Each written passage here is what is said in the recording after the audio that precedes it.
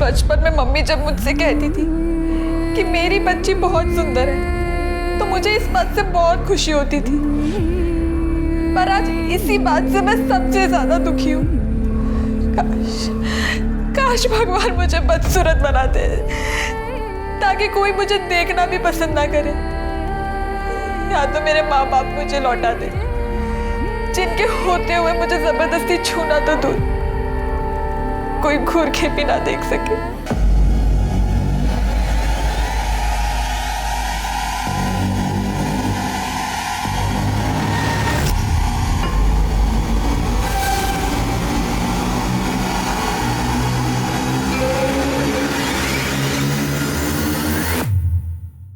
कुछ हुआ है, कुछ तो हुआ है मेरे साथ, मेरे इस शरीर के साथ,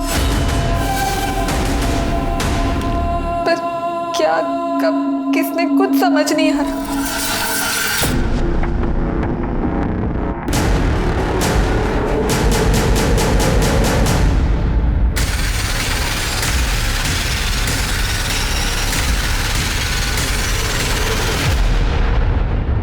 आज हम आपको एक ऐसा केस दिखाने जा रहे हैं जहां इंसानियत अपने पतन के सबसे निचली पायदान पर दिखाई देती है। एक अनाथ मासूम बच्ची जिससे लोगों को हमदर्दी दिखानी चाहिए थी, प्यार जताना चाहिए था, उसे इस सभ्य समाज ने एक आसान शिकार मान लिया और उसके साथ ऐसी ज्यादतियां की जिसे देख सुनकर हम सबकी रूह कांप जाए।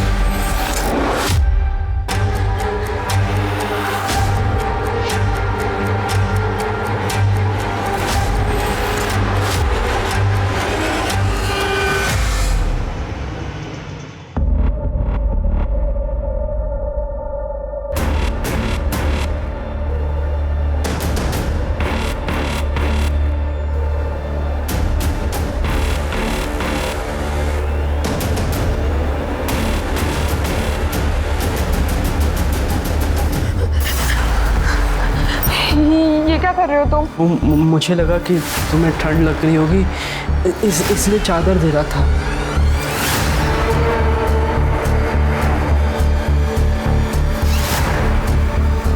क्या कर रहा था तू? तुझे शर्म नहीं आती?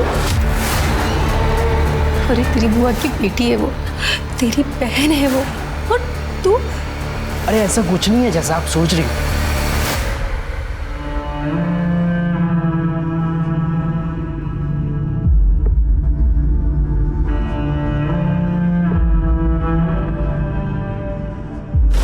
विद्या बेटा, तूने सुबह से कुछ भी नहीं खाया, तेरे लिए कुछ बना के लाऊं?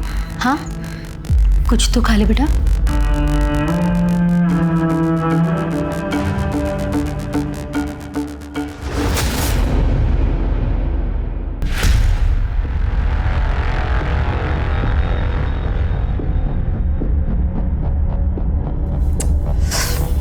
क्या कर रही है यार? तेरे सर पर यही भूत सवार रहता है क्या? सो जा चुपचाप। जैसे कि तुम मेरा सारा भूत उतार ही देते हो। अपने पति के साथ नहीं करूंगी तो और किसके साथ करूंगी? इस आदमी को तो रोमांस करना भी नहीं आता। अरे तो रोमांस है कोई स्विच नहीं, जब मन आया ऑन ऑफ कर लिया।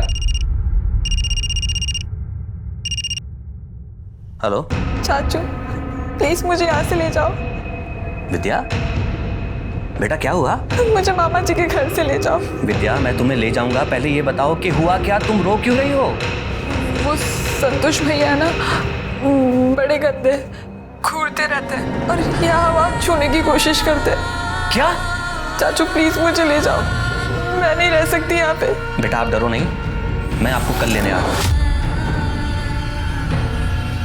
अभी आप चुप हो जाओ और सो जाओ। ठीक है चाचू।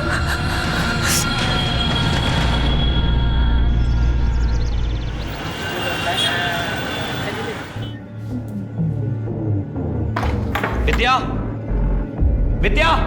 अरे अविनाश, आओ बैठो। सुमन, अविनाश जी आए, उनके लिए चाय पानी का इंतजाम करो। मैं आज चाय नाश्ता करने नहीं आया, विद्या को लेने आया हूँ। विद्या। भाई साहब, अभी अभी तो आप आए हैं, क्या बात है, बैठिए ना। विद्या चल। एक मिनट, क्या कर रही तुम? चल क्या रहे हैं? खबरदार, जो विद्या को रोकने की कोशिश की, दिखावा तो दोनों ऐसे कर रहे हो जैसे तुम्हें पता ही नहीं इस घर में क्या हो रहा था। नाटक करके दिखा रहे हो मेरे सामने। चल। अविनाश, जब वो बहन ही नहीं है ना जिसकी वजह से रिश्ता था, तो अपनी हद में रहो। कहीं ऐसा ना हो कि यहाँ से बेइज्जत होके जाना पड़े तुम्हें। पहले अपनी इज्जत करना सीख ले। ये तो तेरी बहन की बेटी है ना, इससे तो रिश्ता था ना तेरा। नीच आदमी इस रिश्ते की लाज रख लेता। गलती तुम लोगों की नहीं, गलती मेरी है जो इस बच्ची को इस घर में तुम लोगों के साथ रहने दिया। और तू साले, आज के बाद आंख उठाकर भी लड़की को देखो ना तो अच्छा नहीं होगा।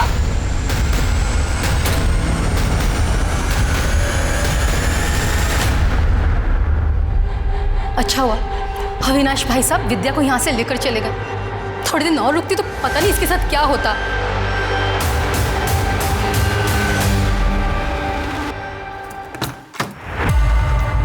आजा बेटा। नमस्ते चाची। मैंने मना किया था ना, फिर भी आप इसको ले आए। मैं तुम्हें कह देती हूँ, मैं इसकी जिम्मेदारी नहीं उठाने वाली, समझे तुम? तुमसे जिम्मेदारी उठाने के लिए कह कौन रहा है? मैं ख्याल रखूंगा इसका। और वैसे भी तुम ऐसा कर क्या रही हो, हाँ? जो इसके आने से बंद हो जाएगा। तुम्हें शर्म नहीं आती इतनी गंदी बात करते हुए? अपनी भतीजी के लिए अपनी बीवी पे इल्जाम लगा रहे हो। बस फालतू की बकवास पसंद नहीं मुझे। कान खोलकर सुन लो, विद्या यहीं रहेगी जब तक इसकी पढ़ाई पूरी नहीं हो जाती और शादी करके ही अपने घर नहीं चली जाती, तब तक अपनी जुबान बंद रखो। ये क्या बकवास कर रहे हो तुम?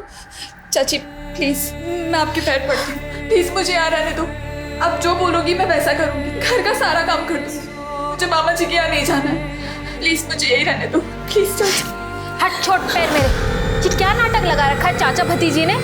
जो करना है कर, भाड़ में जाओ।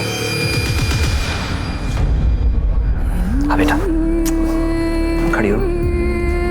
अपनी चाची की बातों को दिल पे मत लगा। आजा अपने कमरे पे चल।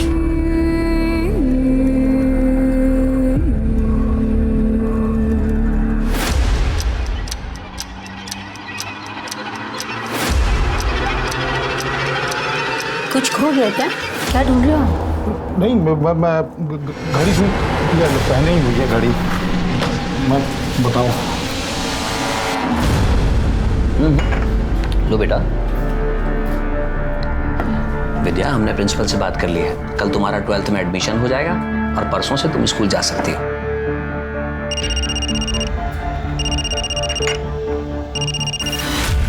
हेलो, विद्या से बात करा मेरी। विद्या को तुमसे कोई बात नहीं करनी। देख, ज्यादा कलेक्टर बनने की कोशिश मत कर अविनाश। वो तेरी भतीजी है तो मेरी भांजी भी है। मामा उसका मैं। मामा नहीं साले, कंस मामा है तू। मुझे अच्छी तरह पता है तेरे घर में विद्या के साथ क्या हुआ। और कान खोलकर सुन ले, अब तुमने दोबारा परेशान करने की कोशिश की ना तो मैं पुलिस स्टेशन चला जाऊंगा तेरी कंप्लेन करने। और एक बात और, तुम लोगों का विद्या से कोई रिश्ता नहीं। रखो।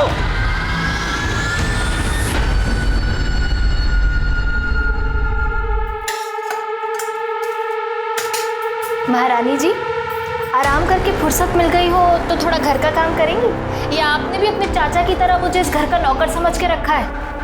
ये ले, चुपचाप ये खाना खा और ये सारे बर्तन मांज, समझी? और अगर बिना किचन साफ किए गई ना तो याद रखना।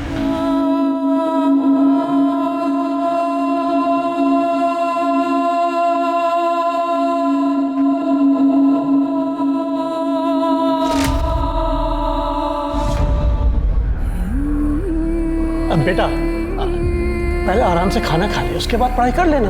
पापा मुझे नहीं खाना है, कल मेरा एग्जाम है और आपने मुझे रिवीजन नहीं कराया ना तो मैं फेल हो जाऊंगी। बेटा, खाना नहीं खाएगी तो पेपर कैसे दे पाएगी?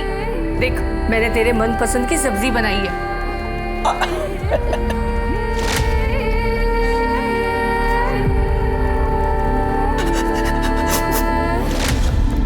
पापा मुझे हॉस्टल नहीं जाना है, मैं यहाँ पे भी तो रह के पढ़ सकती हूँ ना। बेटा, बहुत बड़ा स्कूल है वो। अरे बड़ी सिफारिशों के बाद एडमिशन होता है वहाँ पर, और तू जानती है ना। तेरे एडमिशन पे मुझे कितनी अप्रोच लगानी पड़ी है। तू पैसों की चिंता मत कर, तू अपनी पढ़ाई की चिंता कर। गांव की जमीन बेची है, पैसा है हमारे पास में। इकलौती बेटी है तू हमारी, जमीन नहीं भी बिकती ना।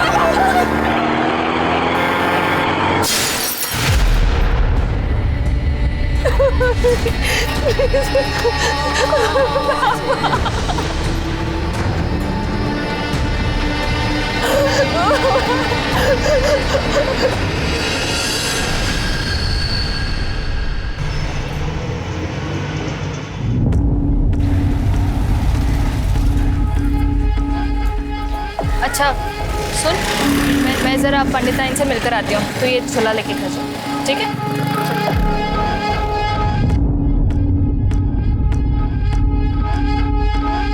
तो प्रसाद मैडम का बेटा है ना? तेरी मम्मी को जाके बताऊं कि बाहर आके तू क्या क्या हरकतें करता है? बता दीजिए, फिर हम भी बता देंगे कि हम मालती मैडम से कितना प्यार करते हैं। और प्यार करना कोई गुनाह थोड़ी ना है।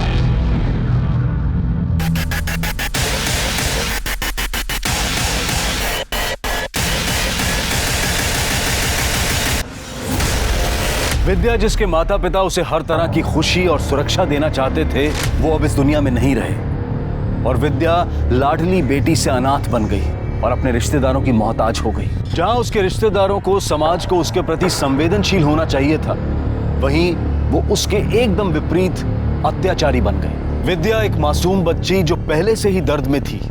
लोगों ने उसकी रूह तक को नोच खाने का प्लान बना लिया था।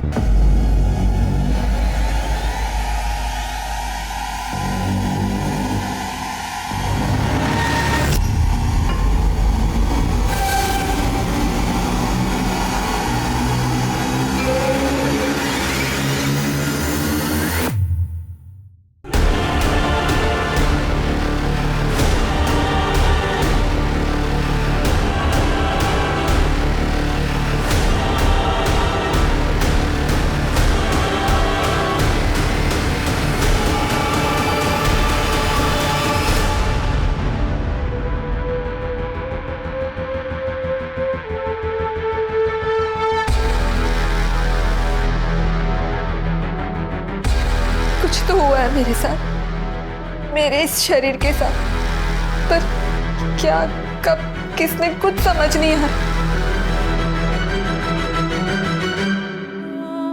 क्या मैं एक मांस का टुकड़ा हूं जिसकी ना कोई इच्छाएं है ना कोई जज्बात?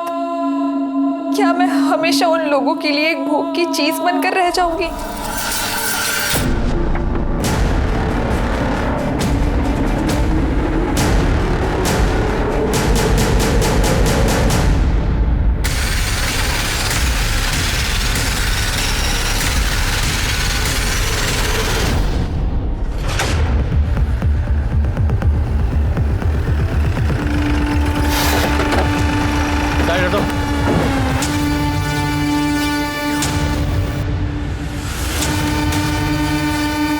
सर क्या लगता है सुसाइड है?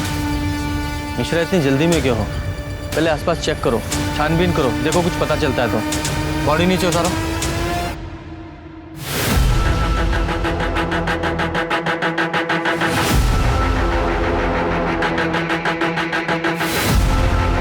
सर आसपास का पूरा एरिया चेक किया, ना कोई सुसाइड नोट मिला है, ना ही कोई क्लू। बॉडी को पोस्टमार्टम के लिए भेजो और पूछताछ करो, शायद किसी ने कुछ देखा या सुना हो। चलो पीछे पीछे चलो। क्या हो गया इससे? विद्या! आप लोग विद्या के चाचा चाची हैं, उसके माँ बाप कहाँ हैं? सर 2 महीने पहले एक एक्सीडेंट में उनका देहांत हुआ। सर एक्सीडेंट में भैया भाभी तो नहीं रहे, लेकिन किस्मत से विद्या बच गई थी। हम दोनों और उसके मामा मामी बस यही केयर टेकर थे उसके। उसकी मामी ने जिद की और उसे अपने साथ घर ले गई ताकि वो उनके साथ ही रहे। तो विद्या वापस कब आई? 1 महीने पहले से। क्यों, वहाँ कुछ प्रॉब्लम थी क्या? सर, विद्या ने मुझे बताया था कि उसकी मामी का बेटा संतोष उसे बुरी नजरों से देखता था, घूरता रहता था हर वक्त। बस मैं विद्या को यहाँ सहारनपुर ले आया और यहीं के स्कूल में उसका एडमिशन भी करवा दिया। अच्छा, एक बात बताइए, विद्या को पेड़ पे चढ़ना आता था? मुझे इस बारे में जानकारी नहीं। सर, मैंने एक बार विद्या को छज्जे पर से कुछ सामान उतारने के लिए कहा था, पर वो बहुत डर रही थी। मैंने उसकी मदद भी करनी चाहिए उसे ऊपर चढ़ाने के लिए, पर वो नहीं चढ़ पाई। मिश्रा, ये विद्या अगर एक छोटे से छज्जे पर नहीं चढ़ पाई तो इतने बड़े पेड़ पर रस्सी के साथ कैसे चढ़ी होगी? आई डाउट कि वो चढ़ पाई होगी। ये आत्महत्या का नहीं, हत्या का मामला लग रहा है। तुम एक काम करो, एक टीम लेकर मेरठ जाओ, वहाँ उसके मामा मामी और वहाँ के पड़ोसियों से पूछो, शायद कुछ पता चले। सर, पूजा सर, यहाँ के पड़ोसियों से पूछो, देखो क्या चल रहा था।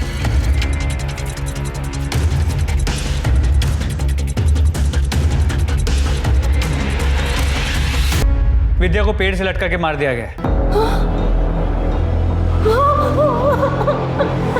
किसने मार दिया? कौन सी बच्ची थी वो? बिना माँ बाप की बेटी को मारते हुए उस पे तरस नहीं आया उसे? हो गया तुम लोगों का नाटक।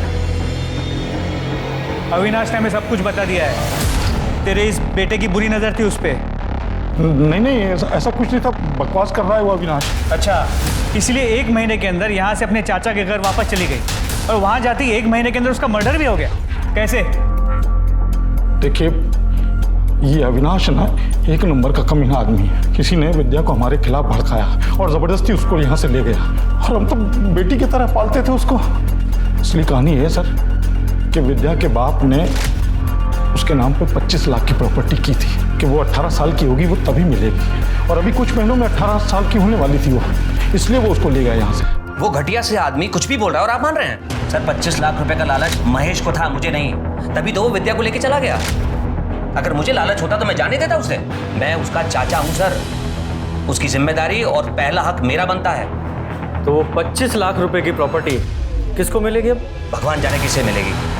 मेरे हिसाब से तो सर एक नई महाभारत शुरू होने वाली है यहाँ। जब अनाथ बच्ची को सहारे की जरूरत थी तब तो कोई सामने आया नहीं। अब देखिए आप, यहाँ के वहाँ के सारे रिश्तेदार आ जाएंगे पैसों के लिए बिलों से बाहर निकल कर। मेरी तरफ से तो कोई भी लेके जाए, मुझे कोई परवाह नहीं। मैं अपनी नौकरी से खुश भी हूँ और संतुष्ट भी, और मुझे किसी की प्रॉपर्टी में कोई इंटरेस्ट नहीं।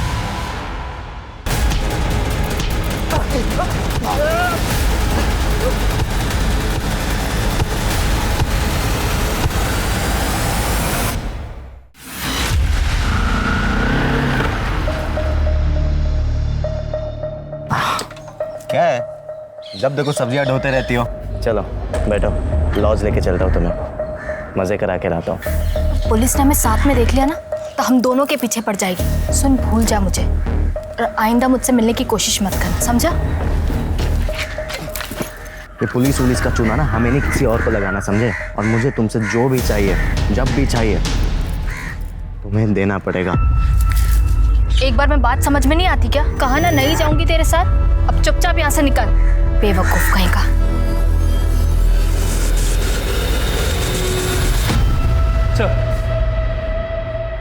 सर, विद्या की पोस्टमार्टम रिपोर्ट। उसकी मौत दोपहर 1 से 3 बजे के बीच हुई है, गला घुटने की वजह से। और गले पे जो रस्सी के निशान मिले, उससे ये पता चला कि पहले उसके गले में फंदा डाला गया और उसे मारा गया, और फिर उसके बाद उसे पेड़ पे लटकाया गया। मिश्रा, फिर तो रस्सी पर कातिल की उंगलियों के निशान और विद्या के स्ट्रगल के निशान दोनों मिलने चाहिए। जी सर, रस्सी पे विद्या के फिंगरप्रिंट्स हैं, उसके स्ट्रगल के निशान भी है, लेकिन कातिल के फिंगरप्रिंट्स नहीं है। सर, लगता है उसने ग्लव्स पहने थे। इसका मतलब ये पक्का मर्डर है, क्योंकि अगर विद्या ने पेड़ पर चढ़कर फांसी लगाने की कोशिश की होती और ऊपर से कूदी होती तो उसकी गर्दन की हड्डी टूटी होती। ऐसा तो पोस्टमार्टम रिपोर्ट में कुछ भी नहीं है। सर, एक और बात पता चली, रिपोर्ट के मुताबिक वो सेक्सुअली एक्टिव थी। मर्डर से कुछ दिन पहले भी उसने शारीरिक संबंध बनाए थे, लेकिन उसके साथ रेप हुआ था या उसने अपने मर्जी से सेक्स किया था ये नहीं पता चल पाया, क्योंकि उसके प्राइवेट पार्ट्स पे कोई इंजुरी मार्क्स नहीं है। मिश्रा, ये मर्डर फुल प्लानिंग के साथ किया गया है और इसे जल्दी से जल्दी सॉल्व करने के लिए हमारे पास फॉरेंसिक रिपोर्ट का होना बहुत ज़रूरी है। कब आ रही है? बहुत जल्द आ जाएगी। मिश्रा, एक काम करो, एक टीम के साथ मेरठ जाओ और विद्या के बारे में पूरी डिटेल्स पता लगाओ कि उसका कोई बॉयफ्रेंड था या नहीं था।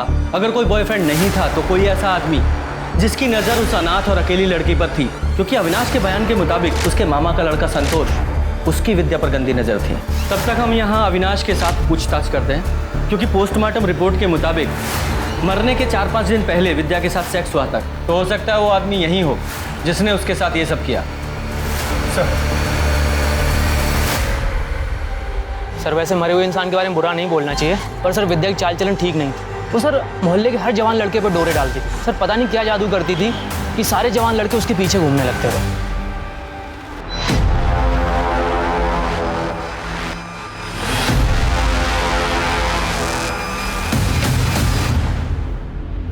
अबे फन्ने का तेरे बाप की रोड है क्या ये जो बीच में खड़ा है?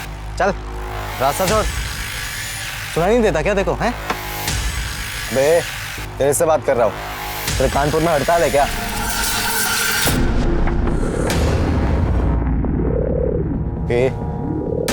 कौन है बे तू?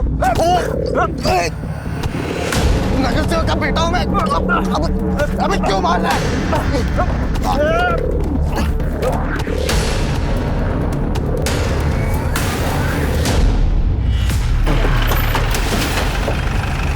एक मिनट। आप प्रिया हैं? PSI Mishra, Saharanpur police station. आप विद्या को जानती है ना, महेश की भांजी? देखिए वैसे भी हमें पता चला था कि विद्या जब तक यहाँ थी आपकी बहुत अच्छी दोस्त थी। आप लोग अक्सर मिलते जुलते थे। क्या आप बता सकते कि विद्या कैसी लड़की थी? मतलब उसका कोई बॉयफ्रेंड था या कोई ऐसा था जो उसे परेशान करता था? सर विद्या एक बहुत अच्छी लड़की थी। उसका किसी भी लड़के के साथ कोई चक्कर वक्कर नहीं चल रहा था। वो तो मेरे अलावा किसी से बात तक नहीं करती थी सर। हाँ बस हमेशा डरी डरी सी रहती थी। अपने मम्मी पापा को याद करके बहुत रोती थी सर। उसने अपने मामा के घर के बारे में कुछ बताया था? बताया था सर, सब बताया था। ओए वो विद्या है ना, तेरी बहन बुआ की बेटी? बहन होगी तेरी, दोबारा बहन में बोली होगी। वैसे भगवान ने गलती करी है, विद्या को इतना मस्त बनाकर और ऊपर से तेरी बहन बना दी। साले मुंह तोड़ दूंगा, बहन होगी तेरी। बहन मत बोलियो दोबारा। क्या हो गया, इतना क्यों चिढ़ रहा है?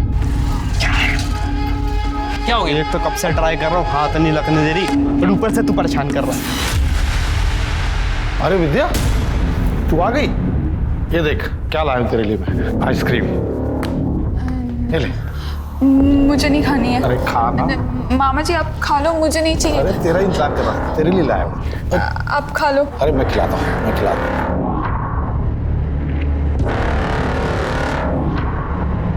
मामी ने मुझे काम के लिए बोला था, मैं जा रही हूँ।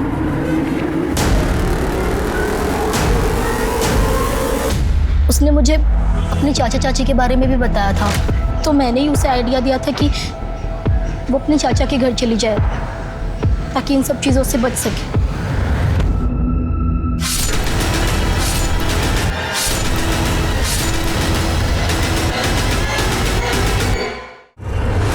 मतलब विद्या के बारे में दो तरह की इंफॉर्मेशन सामने आ रही है। एक कि वो सीधी सादी और डरी सहमी लड़की थी, और दूसरा इसका उल्टा कि उसका कैरेक्टर खराब था, जो कि हो सकता है किसी का पर्सनल ओपिनियन हो। लेकिन महेश और संतोष के बारे में दोनों बार सेम इंफॉर्मेशन आई कि दोनों का बड़ा घटिया कैरेक्टर था।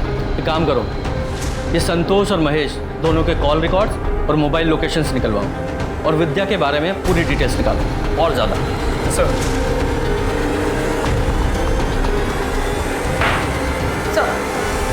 अविनाश सिसोदिया के पड़ोसियों से पता चला है कि मालती विद्या को बिल्कुल पसंद नहीं करती। इनफैक्ट वो उसे अपने घर पर भी नहीं रखना चाहती थी, लेकिन अविनाश ने उसे जबरदस्ती अपने घर पर रखा था सर। पूजा लेकिन इतनी इन्फॉर्मेशन काफ़ी नहीं है। इस मालती के बारे में और डिटेल्स निकालो। ये पता करो कि मालती विद्या को अपने घर से निकालने के लिए किस हद तक जा सकती है, और ये भी पता करो कि विद्या के शारीरिक संबंधों के बारे में उसके चाचा चाची को कितना पता था भी या नहीं। मैडम ये क्या कह रही हैं आप? ऐसा नहीं हो सकता, विद्या ऐसी लड़की थी ही नहीं। ऐसा हम नहीं, विद्या की पोस्टमार्टम रिपोर्ट कह रही है। विद्या को कोई बॉयफ्रेंड, कोई अफेयर वगैरह?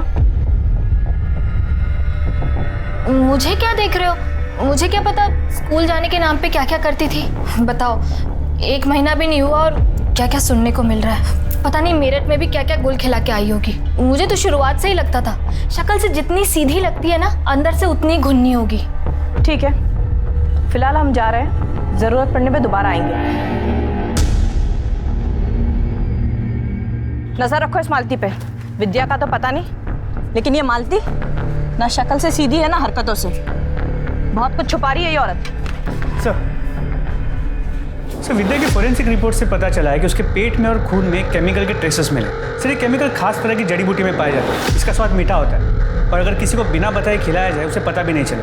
और सर सबसे बड़ी बात, इसे खाते ही आदमी कुछ ही वक्त में बेहोश हो जाता है। इसका मतलब ये भी हो सकता है कि विद्या के कैरेक्टर के बारे में जो भी कहानी सुनाई जा रही है वो पुलिस को जानबूझकर गुमराह करने के लिए सुनाई जा रही है। हो सकता है यही केमिकल देकर उसको पहले बेहोश किया गया, फिर उसके साथ रेप किया गया, तभी विद्या के शरीर पर कोई स्ट्रगल के निशान नहीं मिले। एक काम करो, मेरठ और सहारनपुर के जितने भी ये जड़ी बूटी बेचने वाले ना, इनसे पता करो, हो सकता है कोई क्लू मिले। सर टावर लोकेशंस के हिसाब से जिस दिन विद्या की मौत हुई थी उस दिन संतोष और महेश दोनों सहारनपुर के गोविंदपुर में मौजूद थे। तो हो सकता है इन दोनों ने ही इस विद्या का मर्डर किया हो। उठाओ सालों को।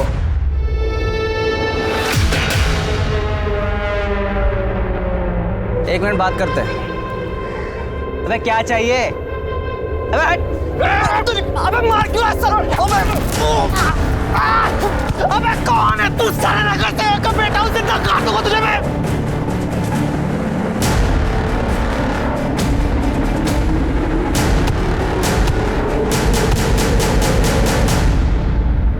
मेरे दोनों बच्चों पर जानलेवा हमला हुआ और अभी तक आपने किसी को अरेस्ट नहीं किया। लगता है आप लोगों को आपकी नौकरी प्यारी नहीं। मैम 2 मिनट शांत रहेंगी आप? तो डिटेल में बताओ क्या हुआ था तुम्हारे साथ? सर मैं रोड पे जा रहा था, तब ये चेहरा ढका हुआ आदमी मेरे सामने आया और मुझे मारने लगा। सर कौन है वो आदमी जिसने इन दोनों भाइयों को जान से मारने की कोशिश की और क्यों? सर हो सकता है इसका विद्या के मर्डर से कोई लेना देना हो। कौन विद्या? हम किसी विद्या को नहीं जानते। नहीं सर। सर ऐसे सर ये तो इस महेश की बीवी है सुमन। ये मेमोरी कार्ड मुझे मेरे अलमारी से मिला। जब मैंने इसे अपने फ़ोन में डाला तो विद्या के कुछ फ़ोटोज़ और वीडियोज़ मिले नहाने के, जो मेरे पति और बेटे ने निकाले। सर सिंह गलती हो गई सर, बहुत बड़ी गलती हो गई।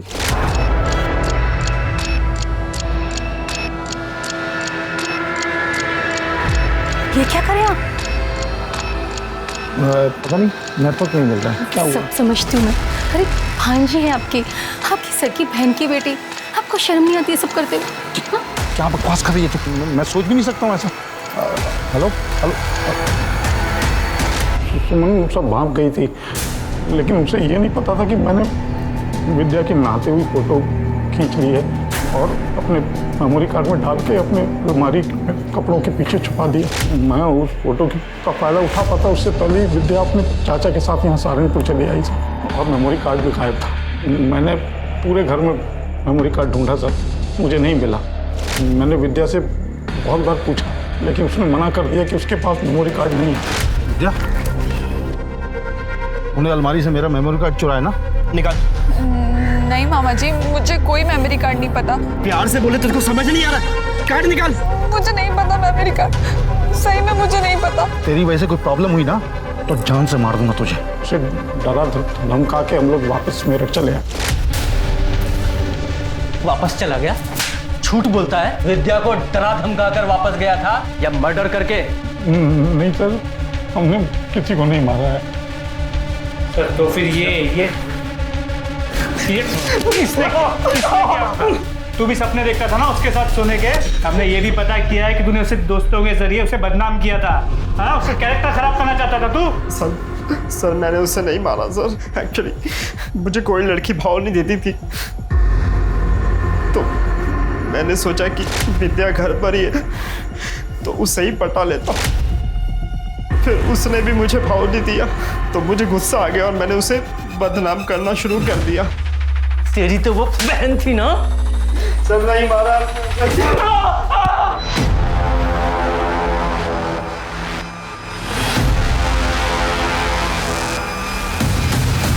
क्या बे, रास्ता क्यों रुका?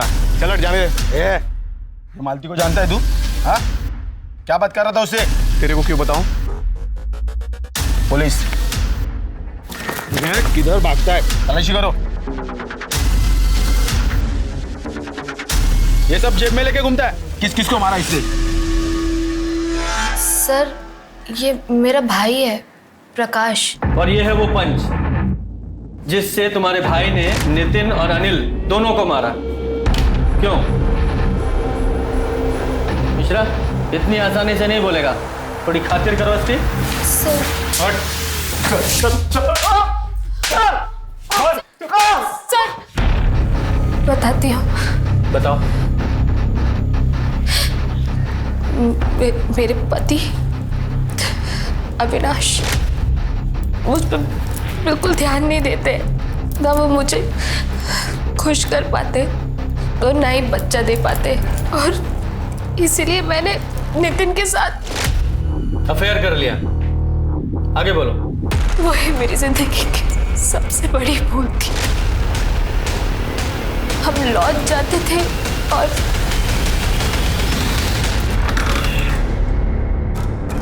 तुम लाल परी लग रही हो बिल्कुल। तुम यहाँ क्या कर रहे हो? बेडरूम बढ़िया है। किसी ने देख लिया तो प्रॉब्लम हो जाएगी। तुम अभी निकलो, मैं तुम्हें बाहर छोड़ कर आती हूँ। अरे इतनी क्या जल्दी है? आज तो मैं आपके लिए कैसी डील लाया हूँ जो सुन के आप नाचने लगोगे। मतलब आज तुम्हें खुश मैं नहीं, मेरा भाई अनिल करेगा। तुम्हारा दिमाग खराब हो गया है क्या? मैं कोई अरे हाँ, मुझे पता है कि तुम वैसे टाइप की औरत नहीं हो। तुम अभी इसी वक्त यहाँ से बाहर निकलो, और तुम्हारे मेरे बीच में जो कुछ भी था ना वो अभी इसी वक्त खत्म। अपनी शक्ल भी मत दिखाना मुझे। चलो निकलो यहाँ से। अरे अरे ठीक है, शक्ल नहीं दिखा सकते ना। ये वीडियो तो दिखा सकते हैं ना। मुझे लगा एक बार की बात है और फिर वो मुझे परेशान करना बंद कर देगा, लेकिन नहीं, वो मुझे हर दूसरे दिन ब्लैकमेल करने लगा, और फिर तो उसने हद ही कर दी। मैं नितिन की ब्लैकमेलिंग से परेशान हो गई थी सर। अभी तक तो मेरे पति को सिर्फ शक था, लेकिन अगर उन्हें पता चल जाता तो वो मुझे घर से निकाल देते। उन्होंने विद्या को भी मुझ पर नजर रखने को कहा था। एक दिन थक हार के मैंने सब कुछ अपने भाई को बता दिया, और उससे ये सब सुन के बहुत गुस्सा आया, और इसने उन दोनों भाइयों को बहुत मारा। एक गलती को छुपाने के लिए तुमने दूसरी गलती की, यानी कि दोनों भाइयों को अपने इस भाई से पिटवाया। तुम्हें ये करने के बजाय पुलिस के पास आना चाहिए था। खैर ये बताओ, विद्या को तुम्हारे इन सब चक्करों के बारे में पता था? बोल। एक बार उसने हम दोनों को लॉज से बाहर निकलते हुए देख लिया था।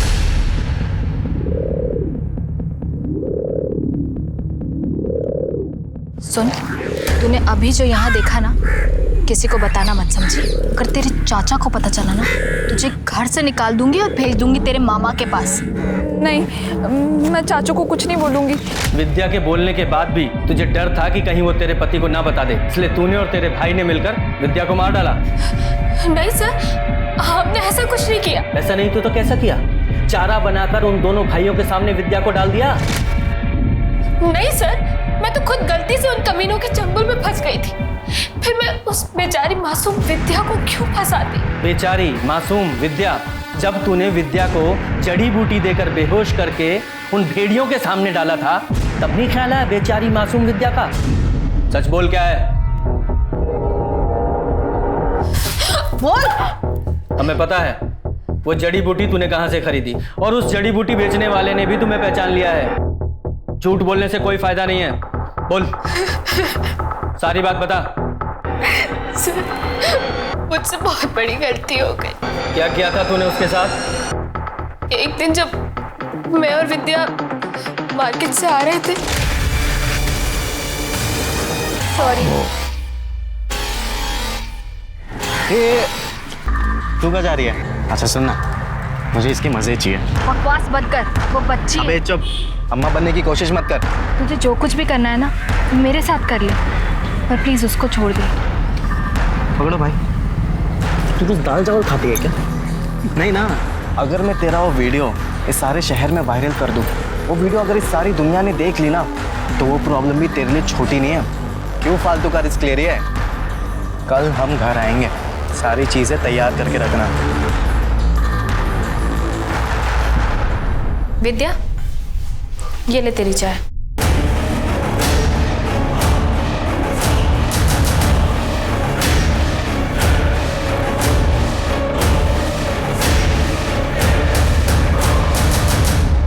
ए, तुम कहाँ जा रही हो? चुपचाप से यहीं पर खड़ी रहो। कभी कभी देखने में भी ना बहुत मजा आता है।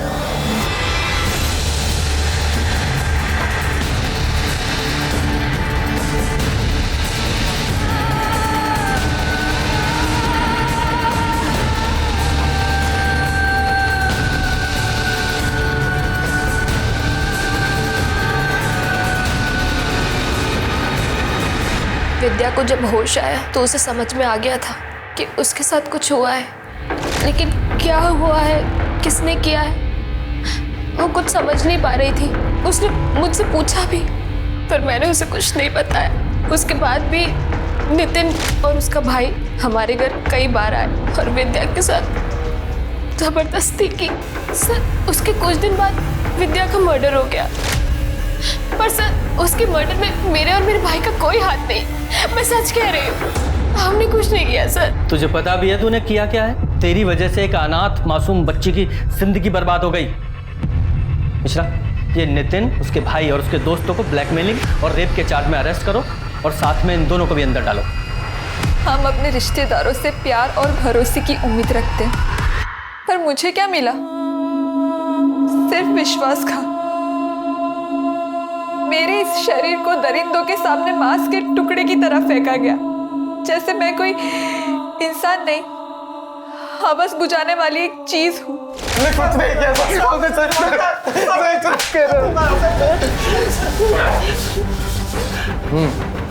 क्या बता?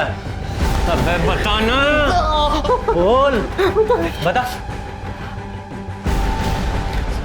सर हमें तलब लग गई थी, तो मालती के बाद हमें विद्या पसंद आ गई थी, इसलिए हमें विद्या के साथ। इसलिए तूने मालती को ब्लैकमेल किया और विद्या के साथ रेप किया, और तुम लोगों का भांडा ना फूट जाए इसलिए उसको मार डाला। नहीं सर, हमने नहीं मारा उसे सर। हमें जो चाहिए था वो तो मिल ही रहा था ना सर, तो हम क्यों मारेंगे सर उसे? सर वो तो ना हमारी शक्ल पहचानती थी ना नाम जानती थी। विद्या तुम्हारे नाम और शक्ल नहीं पहचानती थी, लेकिन मालती तो तुम्हें अच्छे से जानती थी ना। सर हमने नहीं मारा है विद्या को, और जिस वक्त विद्या का मर्डर हुआ था तभी तो हम सिनेमा हॉल में फिल्म देख रहे थे। सिंह, इनकी अच्छे से तोड़ाई करो। मिश्रा, इनकी सिनेमा हॉल वाली स्टोरी की अच्छे से जांच करो कि इसमें कितनी सच्चाई है। जी सर।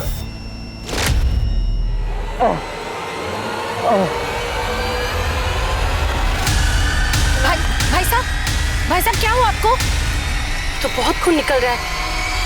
आप घबराइए मत, मैं किसी को बुला के लेकर आता हूँ अस्पताल ले जाने के लिए। गणेश क्या? गणेश? गणेश के? अरे ये तो मर गया।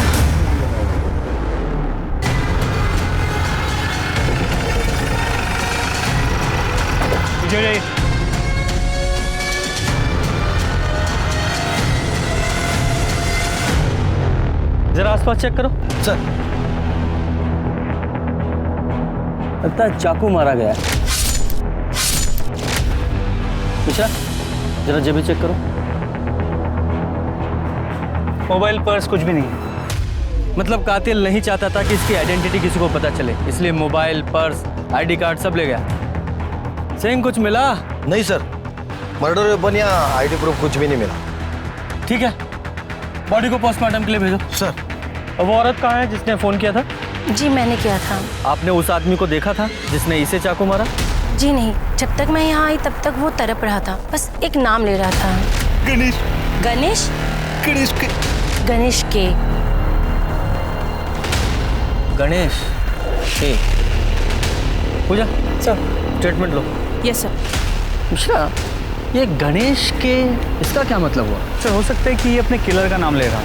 ये कुछ और है या किलर का नाम, ये पता लगाना पड़ेगा।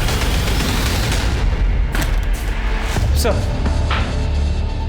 अनिल और नितिन सच कह रहे हैं। सिनेमा हॉल की सीसीटीवी से कंफर्म हुआ है कि जिस वक्त विद्या का मर्डर हुआ था वो दोनों सिनेमा हॉल में थे।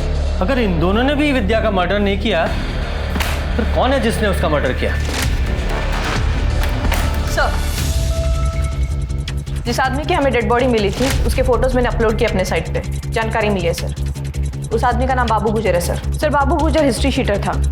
गौर करने वाली बात यह है कि विद्या के माता पिता का 3 महीने पहले जिस ट्रक एक्सीडेंट में मौत हुआ था उसका ड्राइवर बाबू गुजर था।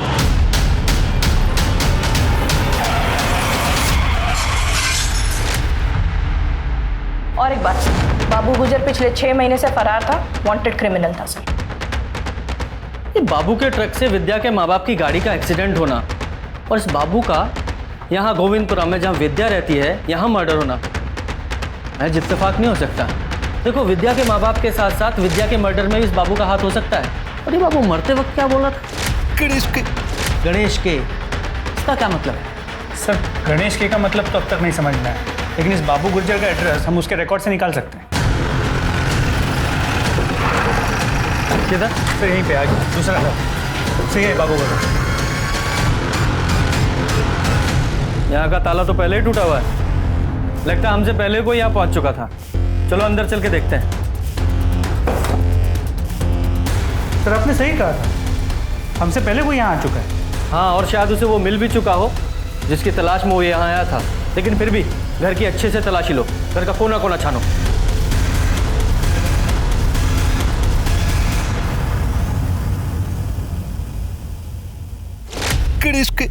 गणेश के गणेश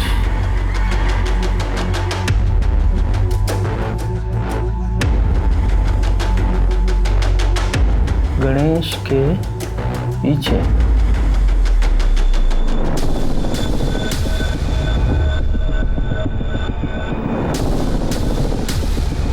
सर ये तो स्पाई कैम है, कैमरा है, इसे वीडियोस रिकॉर्ड होते हैं।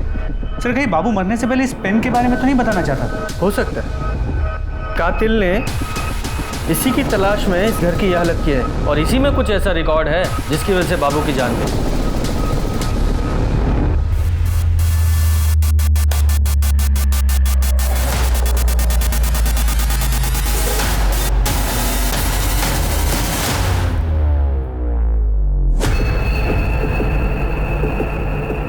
अब बोल।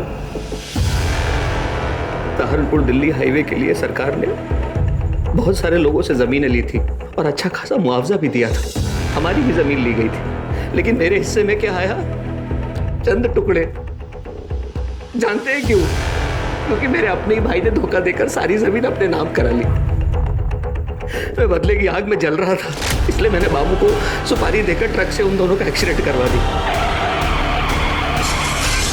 मैंने बाबू से कहा था कि कोई भी जिंदा नहीं बचना चाहिए, लेकिन उस एक्सीडेंट में विद्या बच गई। उसके जिंदा बचने से ना मुझे पैसा मिला और ना प्रॉपर्टी, और ऊपर से बाबू रोज पैसों के लिए तकादा कर रहा था। मेरे घर के आसपास घूमने लगा, मंडराने लगा। मैं डर गया कि अगर मैंने बाबू को पैसे नहीं दिए तो वो पुलिस के सामने अपनी जुबान खोल देगा। तभी विद्या का कॉल आया, मुझे कहने लगी कि मामा के यहाँ से ले जाओ।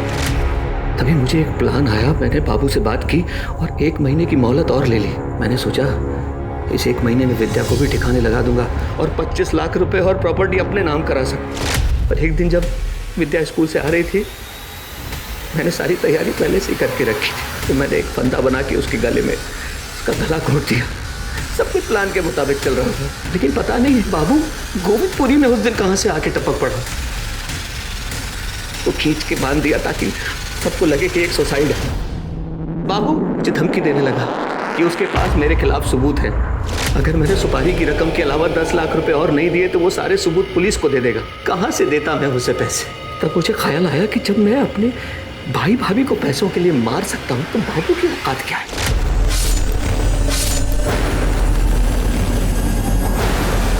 बाबू तो मर गया, लेकिन सबूत भी तो मिटाना जरूरी था। इसलिए मैं बाबू के घर गया, ताला तोड़ा, पूरे घर की तलाशी ली, लेकिन सबूत नहीं मिला मुझे। तुझे वो सबूत इसलिए नहीं मिला क्योंकि वो सबूत पुलिस को मिलना था। हम ये तो सोच सकते थे कि विद्या का कातिल एक न एक दिन पकड़ा जाएगा, पर कभी ये नहीं सोचा था कि एक ही परिवार के, एक ही खानदान के इतने सारे लोग एक साथ कमीने होंगे जो उस बच्ची पर तरस नहीं खाएंगे बल्कि उसका किसी न किसी तरह फायदा उठाना चाहेंगे। चढ़ो सारी जिंदगी जेल में।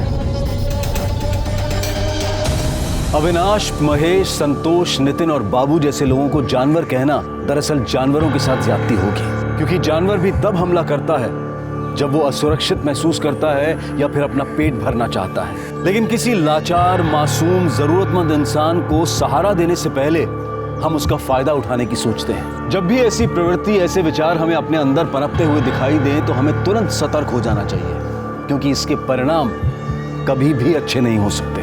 अब मैं अनूप सोनी आपसे विदा लेता हूं। फिर मुलाकात होगी क्राइम पेट्रोल सतर्क में एक और नए केस के साथ। तब तक अपना और अपने परिवार का ख्याल रखें, सतर्क रहें, सुरक्षित रहें और देखते रहें क्राइम पेट्रोल सतर्क। जय हिंद।